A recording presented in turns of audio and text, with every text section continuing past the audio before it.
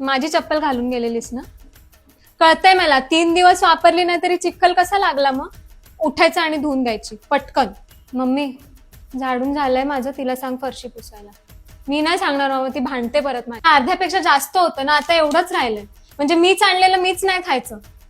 खाऊ दे म्हणजे तिचं आणलेलं मी खाते का, ती नाही बोलली तर? मम्मी, कोथिंबीर आणि अजून काय आणायचंय ग? तुला नाही विचारलंय, लगेच मॅगी घेऊन ये. स्वतःला खायची ना, स्वतः जाऊन घेऊन ये. फ्रायडेला तू माझा टॉप घालून गेलेलीस ना?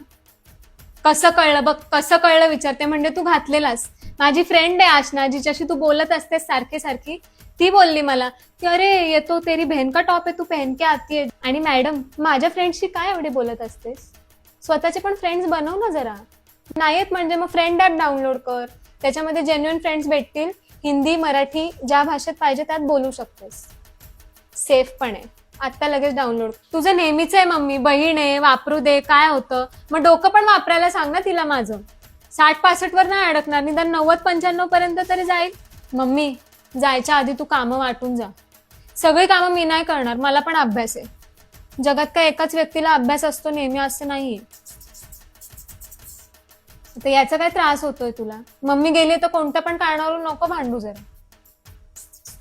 शांतता ठेव, ती आल्यावर परत चिडचिड करेल नंतर.